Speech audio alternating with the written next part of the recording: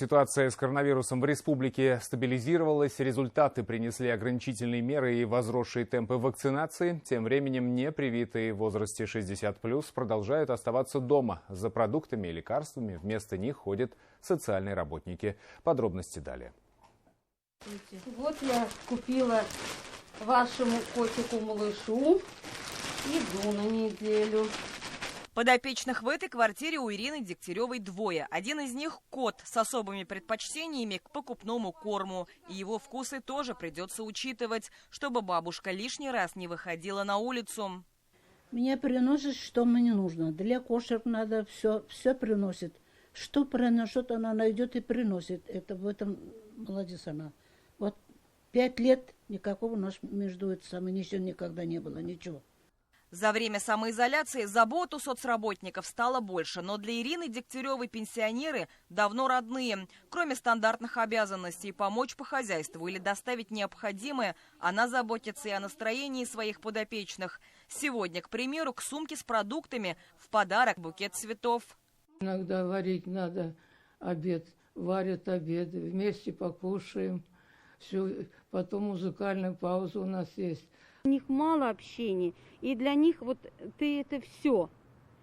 А когда это ощущаешь, что это все, значит делаешь как можно больше. Как можно больше. Охота и удивить, и чтобы человек получил положительные эмоции. Кстати, когда пожилые решат вакцинироваться, им поможет услуга «Бесплатный автоволонтер». Нужно позвонить по телефону, и до прививочного пункта довезут. Те, кто пока не прошел процедуру иммунизации, остаются дома. Правда, активностью большинству пенсионеров не занимать, даже в 4 стенах. Я уже приготовилась к посеву и посадке на весну. Но у меня есть вязание. Для развития рук это все надо. И я уже начала, конечно. Время такое, что ж сделаешь. Все тихонечко сидят дома.